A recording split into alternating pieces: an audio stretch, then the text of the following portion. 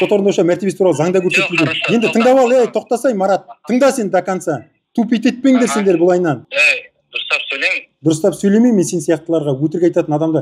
Менің апаларым аяқ қолын дірілдетіп отырсыңдар ғой, білесіңдер ме сендер? Арыз түсіріп отыр бізге, енді біз жоқ, саған арыз, сен, мақсат, өтірік лаға бермейші, саған ешкім арыз түсірген жоқ, біліп отырсың ғой сен оны.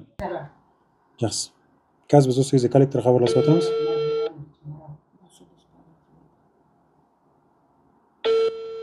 Сот орындаушы ма?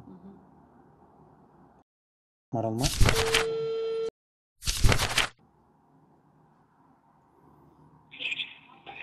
Алло.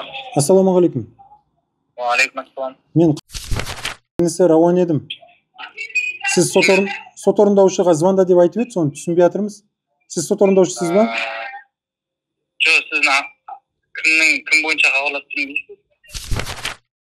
Деген кісі. Апам ғой менің. Аха.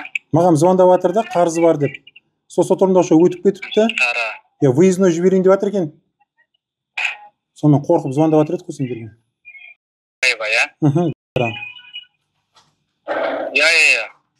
Сіз сот орындаушысыз ба?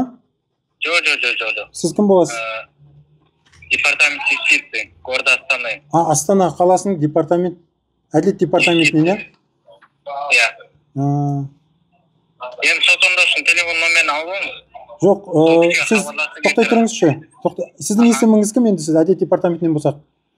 Өзіңіз таныстырып. Департамент юстиции, құжаттар бөлімінің бас маманы Ибрагимов Мақсат. Ибрагимов Мақсат сіз, құжаттар тіркеу, иә?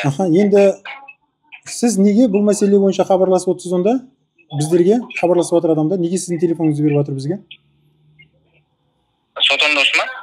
Жоқ, жаңа бір қыз хабарласқан маған.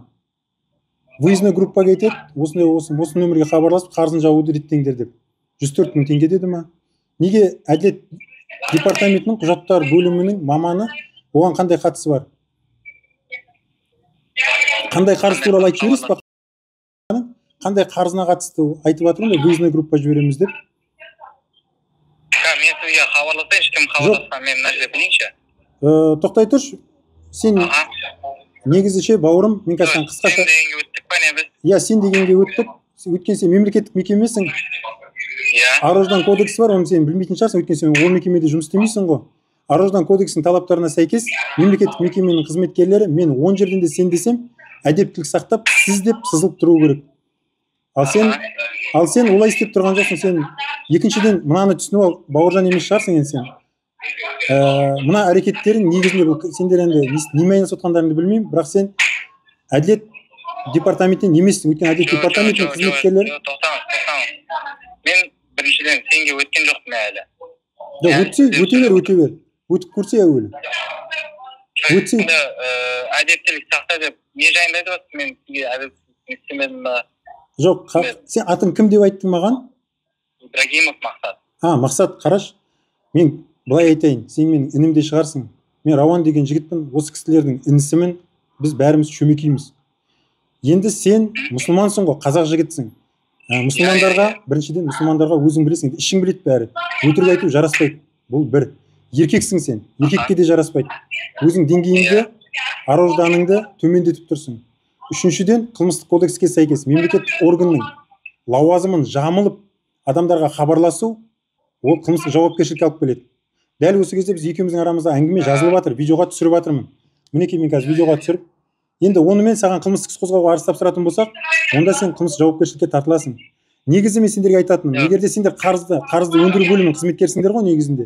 Оны кәдімгі заңды жолда коллекторлық егер сендер коллектор болатын болсаңдар, коллектор агенттік қызметкері болатын болсаңдар, коллекторлық қызмет көрсету туралы заңы бар. Соның талаптарына сәйкес жұмыс істеңдер. Ешкімді қорқытпаңдар. Мысалы үшін бұл яғни сен мынау менің енді сен әділет органынан хабарласу біреудің қаржысы мүмкін емес. Сен онда егер әділет орган қызметкері болатын болсаң, мен қарыз туралы айтқан жоқпын мен. Сен не туралы айттың?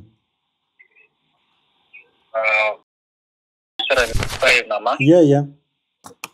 Мысалы үшін сен оны қайдан біліп отырсың сен? Әділет юстицияның қызметкері ол туралы мәліметті мүлдем білмеу керек.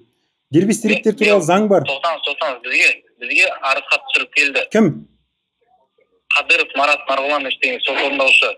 Қадыров Марат Марғұланович деген Сендерге қандай арыз түсірді? Қандай арыз түсірді ол? Маған телефон айтып жібересің бе? Мемлекет алдында өтелмеген қарызы бар деп. Жақсы, мемлекет алдында. Қандай қарыз екенін бізге көрсетілмеді, ол біз третий лицо болғаннан кейін. Жаңағы Қадыр деген кім? Қадыр кімден жазып алайыншы атын? Қадыров Марат Марғұланович. Телефон номерін жазып алыңыз. Қадыров Марат Марғұланович. Сол кісі арыз жазып отқан. Марғұланович, иә. Нөмірі қандай? 8 747 8747. Сосын 867 867 ма? Иә. Сосын енді қара. Мақсат, ол қандай арыз жазып тұр? Ол жеке сот орындаушы ма? Мемлекет алдында өтелмеген қарызы бар деп көрсеткен, ал біз третий лицо болғаннан кейін бізге көрсетілмейді ол қандай қарыз екенін. Жеке сот орындаушы ма ол? Қадыров Иә. Марат, енді қара, мен саған тағы да түсіндіріп жіберейін. Атқарушы іс жүргізу және сот орындаушы мәртебесі туралы заң бар.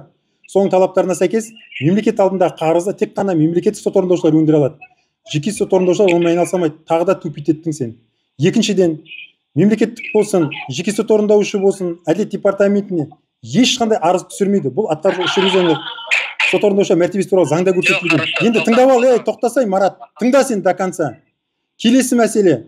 Тупит етпеңдер сендер бұлайынан. Қараңдар. Мемлекеттік органға жеке сот орындаушылар арыз жазбайды. Жазған күнде де департаменттердің ішінде сот актілерін орындау бөлімдері бар, басқармасы бар. Сол жақ қарайды. Айдаладағы сен жаңа өтірік айтып тұрған құжаттарды қарау бөлімі. Құжаттарды қарау бөлімі деген ол кадр, канцелярия. Топассың ба сендер, қалайсыңдар? Дұрыстап сөйлең. Дұрыстап сөйлемей, мен сен сияқтыларға өтірік айтатын адамды. Менің апаларымның аяқ қолын дірілдетіп отырсыңдар ғой, білесіңдер ме сендер? Аяқ қолын дірілдетіп сен соны түсінесің ба сен үлкен адамдардың? Тоқтан. Арыз түсіріп отта бізге енді жоқ, саған арыз, сен, мақсат, өтірік лаға бермейші, саған ешкім арыз түсірген жоқ, біліп отырсың ғой сен оны. Неге сендерге менше, мақсат інім деп қарайыншы, мұсылман бауырым деп қарайыншы саған. Сен өйтіп үлкен, сен қара сендердің әрекеттеріне отырып алып, бір жерде отырсыңдар сендер жаңа Марат, Қадыров Марат дегендеріне. Тыңдап алсай сен, тоқтай тұр. Сен тыңдап алшы, аяқтап тастайын, сен ұғып алшы соны. Сен менің інімсің, сен інімсің, мұсылмансың ғой сен, мұндай әрекетті жасама. Енді келесі неге сондай екен?